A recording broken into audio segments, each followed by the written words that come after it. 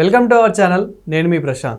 నాగార్జున గారు, ధనుష్ గారు కలిసి నటించిన కుబేర మూవీ అయితే రిలీజ్ అయితే అయిపోయింది. సో మరి ఆ మూవీ ఎలా ఉంది, స్టోరీ ఎలా ఉంది, స్క్రీన్ ప్లే, డైరెక్షన్, ఆ ఎలివేషన్స్ ఇవన్నీ ఎలా ఉన్నాయనే విషయాలు అయితే తెలుసుకుందాం. ముఖ్యంగా హిట్టా ఫట్టా అనేది అయితే తెలుసుకుందాం. దీని గురించి అయితే మాట్లాడేందుకు ప్రస్తుతం మనతో పాటు సినీ క్రిటిక్ జయదేవ్ గారు ఉన్నారు. నమస్తే అండి. నమస్తే ప్రశాంత్.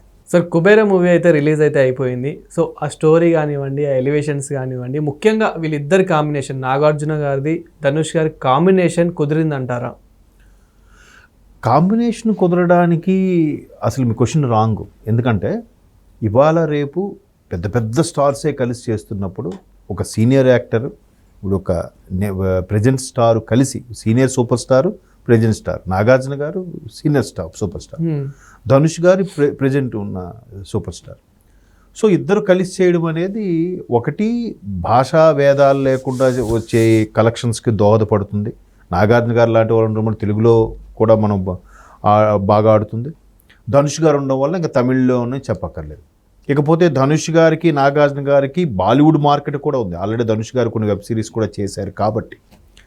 ఇకపోతే శేఖర్ కమ్ముల అనే వ్యక్తి, ఎందుకంటే మనకు ప్రీ రిలీజ్ ఈవెంట్లో కూడా రాజమౌళి గారు అదే చెప్పారు, ఏదైతే కొన్ని రకాల సిద్ధాంతాలు, కొన్ని ఎథిక్స్ ఫాలో అయ్యారు ఆయన అలాగే తీస్తున్నాడు.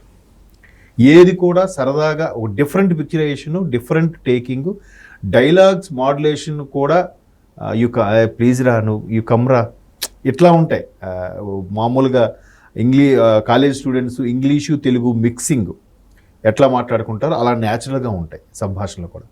సో ఆయన ఇప్పటివరకు అన్ని ఫెదా కానీ, హ్యాపీ డేస్ కానీ, ఫస్ట్ డాలర్ డ్రీమ్స్ అని తీసాడు ఆయన అప్పట్లో, ఆ సినిమా కానీ ఏది తీసుకోండి సరదాగా వెళ్ళిపోతుంటుంది.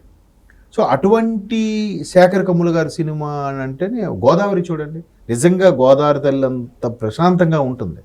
సో అటువంటి డైరెక్టరు ఒక మనిషికి బతకడానికి డబ్బే ప్రధానము, డబ్బు లేకపోతే బతకలేడు అనే రోజుల్లో డబ్బు లేకపోయినా ప్రశాంతంగా జీవించవచ్చు అనే కాన్సెప్ట్లోకి తీసుకెళ్లేదే ఆ సినిమా.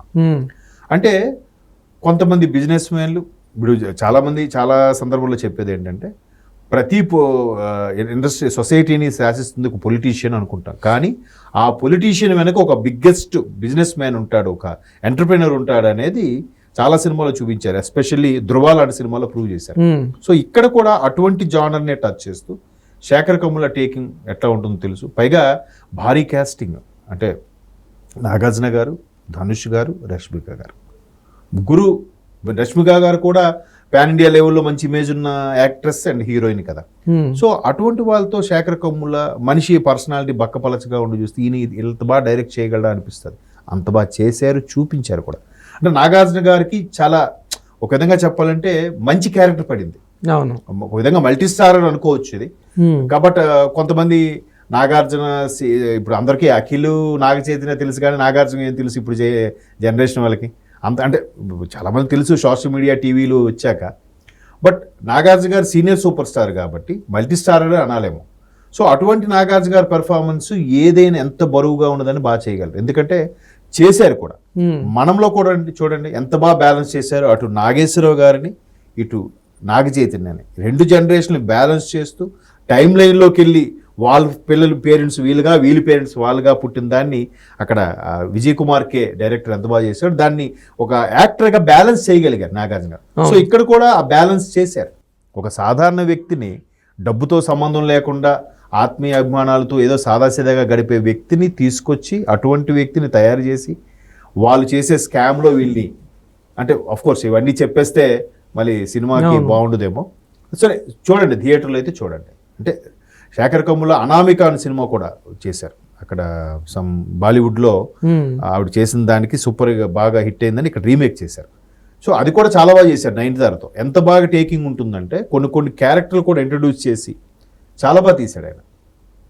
సో అదొక్కటి రీమేక్ తప్ప శేఖర్ కమ్ముల గారు ఇవన్నీ కూడా ఆయన స్ట్రైట్ లైఫ్ ఈజ్ బ్యూటిఫుల్ అని కానీ, హ్యాపీ డేస్ అని కానీ చాలా సినిమాలు కూడా చూడండి చాలా బాగుంటాయి. సార్, కుబేరా మూవీతో ఇప్పుడు నాగార్జున గారికి ఇంకా ఫేమ్ పెరుగుతుంది అంటారా? ఎందుకంటే నాగార్జున గారు మనకి ఇప్పటివరకు తెలుగులోనే ఎక్కువ మూవీస్ తీయడం అయితే జరిగింది. ఇప్పుడు ధనుష్ గారితో తమిళ్లో కూడా కనిపించబోతున్నారు కాబట్టి సో మరి ఇంకా ఫేమ్ పెరుగుతుంది అనుకుంటున్నాను. నాగార్జున గారు తమిళ్లో కూడా గతంలో సినిమా చేసిన ఉన్నాయి, మనకు తెలుగు కూడా 70. బట్ మణిరత్నం గారు చేసిన గీతాంజలి స్ట్రైట్ తెలుగు సినిమా, అది తర్వాత తమిళ్లో డబ్ చేశారు. బట్ నాగార్జున గారు చేసిన రక్షకుడు తెలుగులో, ఎవరు Kadiri director, KT Kunjumon producer ఆయన అప్పట్లో, అది రక్షకన్, అది రక్షకుడు. అట్లాగే కొన్ని సినిమాలు ఉన్నాయి. ఖుదాగవా అని బాలీవుడ్లో అమితాబ్ గారితో ఇందులో కలిపి తీసిన సినిమాలు ఉన్నాయి.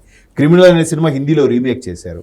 శివ అయితే 5 భాషల్లో తీశారు అప్పట్లో, రామ్ గోపాల్ వర్మదే. శివ హిందీ, తెలుగు, తమిళ్, కన్నడ, మొత్తం 5 భాషలు తీశారు. అన్నిట్లోనూ మిగతా చిన్న క్యారెక్టర్లు మారే కానీ మెయిన్ క్యారెక్టర్లు రఘువరను లేదంటే నాగార్జున గారు కొన్ని క్యారెక్టర్లు 2-3 వాటిలో రిపీట్ అయ్యాయి. బట్ అన్నిట్లో హీరో నాగార్జున గారే. సో నాగార్జున గారు అప్పటి నుంచి పాన్ ఇండియా స్థాయిలో ఉండే ఒక సూపర్ స్టారే.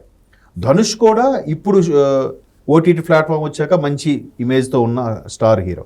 సో ఆయన కూడా ప్రీ రిలీజ్ ఈవెంట్లో కూడా మన దగ్గర తెలుగులో జరిగినప్పుడు ధనుష్ ఒక మాట ఆటోమొబైల్ స్టార్ రివ్యూ చెప్పేసినట్టే చెప్పారు. ఎలా అంటే, ఈ ఫాదర్స్ డే రోజు కరెక్ట్గా ఇది అవుతుంది ఫంక్షను, ఈ సినిమా వృత్తాంతం అంతా కూడా మా నాన్నగారే నాకు గుర్తొచ్చారు, మా నాన్నగారు నాకు గాడ్ అన్నట్టుగా కూడా చెప్తూ, అంటే ఆయన ఎలా కష్టపడి పైకి వచ్చాడు, ఎలా పిల్లల్ని తీర్చిదిద్దారు, ఈ స్థాయికి ఎలా రాగలిగారు, ఎన్ని హడ్డిల్స్ ఫేస్ చేస్తే ధనుష్ ఈ స్థాయికి వచ్చాడు, ఇదంతా మా నాన్నగారు వల్లే అనే చెప్పారంటే, ఒక లేని స్థాయి నుంచి ఒక మనిషి ఎంత డెవలప్, ఎంత కష్టపడ్డాడు అనే కాన్సెప్ట్ అయితే కుబేరాలో ఉంది, అదే ఉంది.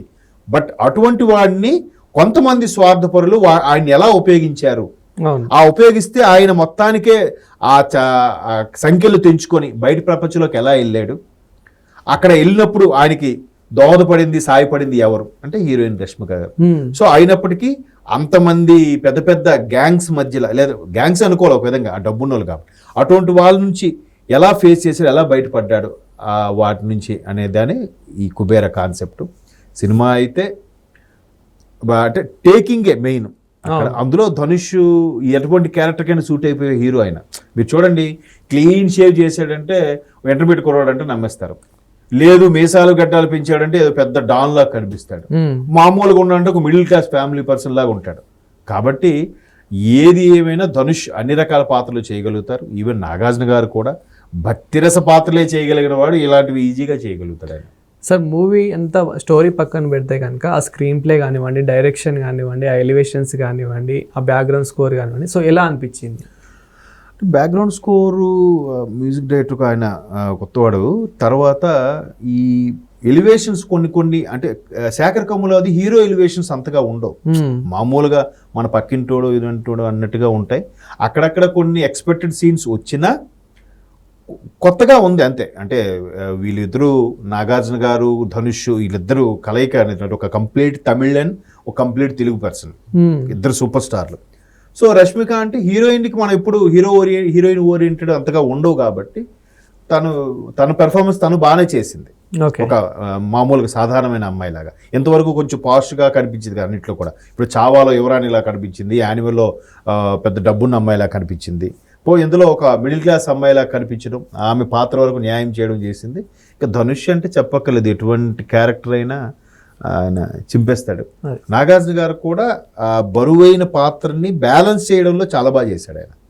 మరి అంటే ప్రేక్షకులకు ఎంతవరకు రీచ్ అవుతుంది అనేది మనం చెప్పలేము, కానీ మన వరకు అయితే ఒకసారి చూడాలి, బాగుంటుంది. శేఖర్ కమ్ముల డైరెక్షన్ కోసం చూడాలి cinema. Thank you sir. Thank you.